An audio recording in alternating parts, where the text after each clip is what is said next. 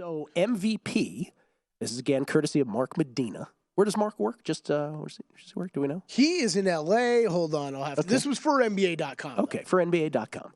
So MVP, the straw poll, and how many people are at? 30 writers, one for each city of an NBA team. Yeah, one for each city NBA team, 2 in L.A., 2 in New York. Oh. And Mark, writer for NBA.com. He also covers the Warriors for Mercury News. Lakers writer for L.A. Daily News. 2 for NBA, 2 for New York, and 2 for...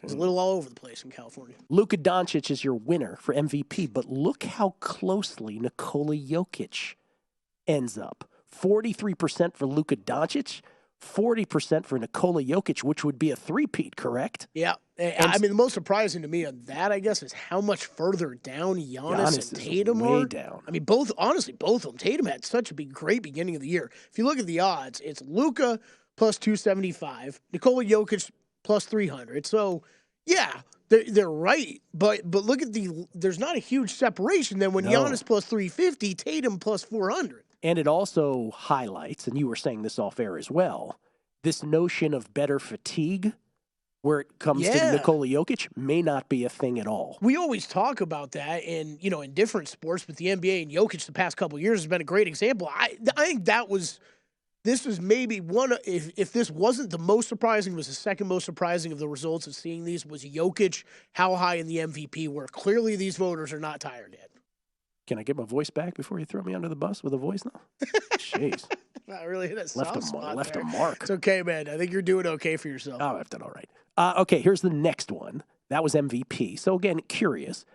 This one is the easiest one. Rookie of the Year, Paolo Banchero, 97%. Yeah. It may not be 97% in the betting market, but it's, you get the idea. Minus 1,000. He's going to win it, barring some catastrophic injury. Yeah. Okay. Let's move on from that one. Now it gets kind of interesting here.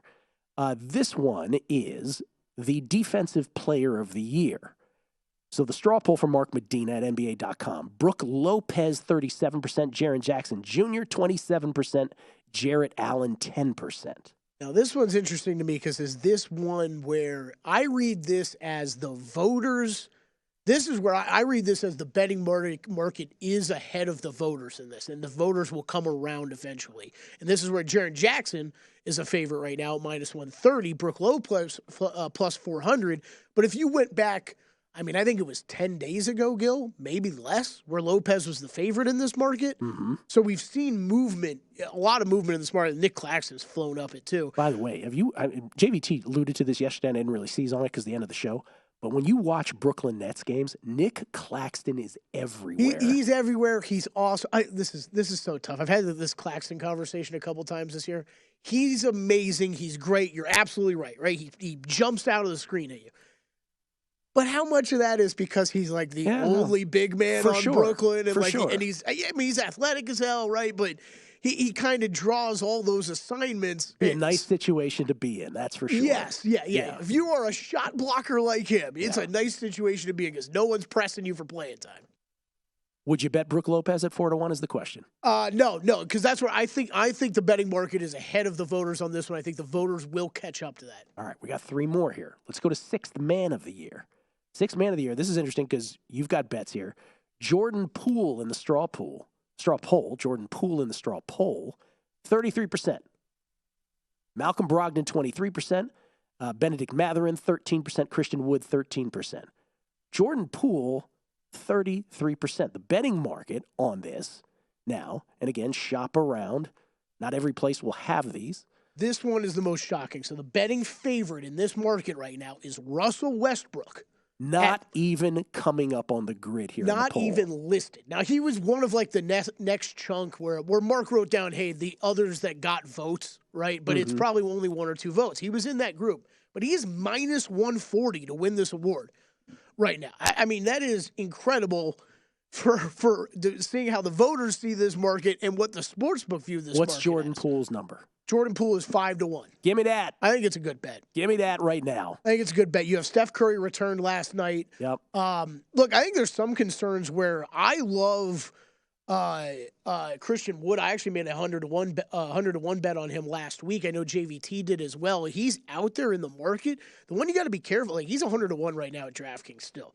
I think he's a great bet. And obviously, the voters think he's going to be pretty good in this market as far as where he finishes at. Probably the problem is, Gillis, you got a lot of these guys that are in this market this year that are going to be right on the edge of what qualifies for Sixth Man of the Year. And it's real simple. It's you have to play more games off the bench than you do in the starting lineup.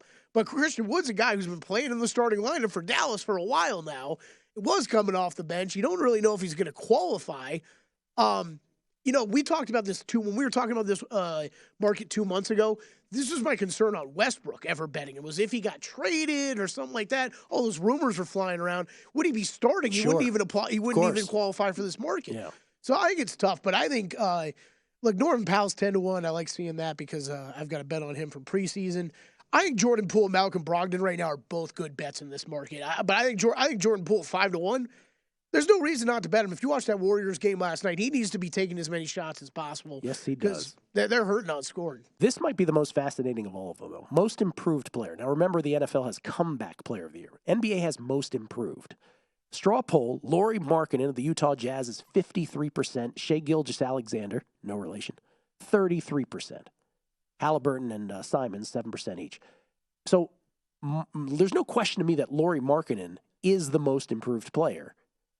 The deal, though, with this award, and you and I and Matt Brown used to talk about this on Primetime Action all the time, is this doesn't usually, now I guess NBA people like ourselves who know the league, we know who Lauri Markkanen is, but the average person isn't really about Lauri Markkanen. This award always goes to someone who was already kind of good and then stepped to the next level. It wasn't like out of oblivion to good. So, which I kind of think Markkanen is a little bit. So the betting market, actually, I might side with the betting market here where Gilgeous-Alexander's -120 and Markkanen's 2-1. I've been saying this for a couple weeks now. SGA is getting into the price range in the season has shortened enough where it's getting close to a bet for me, Gil. If this guy's averaging over 30 points a game right now, there is no way he loses this if he finishes the season averaging over 30 points per game. Coach of the year, real quick, we got to squeeze it in. The straw poll, Coach of the Year, done by Mark Medina, Jacques Vaughn, 43%. And come on, of course he is, after replacing Steve Nash. He's second in your betting market right now. He's not even tops. Joe Mazzulla, #1. Joe Mazzulla, who, of course, replaced Ime Udoka. Bet there for you or no? Yeah, I think so. He was my pick for as Coach of the Year right now. I think you could easily bet that plus 260. It's a good bet. On Vaughn? On Vaughn. Okay. Very interesting. Go to VSiN.com/subscribe to become a VSiN Pro subscriber today.